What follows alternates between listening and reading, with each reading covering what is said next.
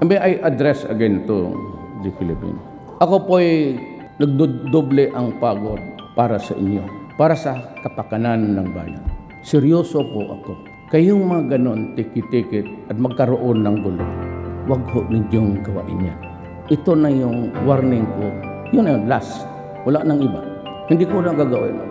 Huwag ninyong sirain yung mga bagay-bagay na ginagawa namin para sa kapakanan ng tao. Mabuti ang magkaintindihan tayo.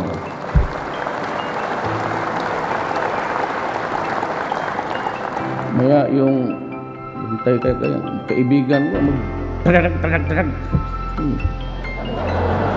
Kaya wag ninyong gawin. Simple lang yan eh. Para walang away sa gobyerno, yung mga bagay na illegal at masama at hindi tama, wag mong gawin. At hindi kami mag-aaway dito.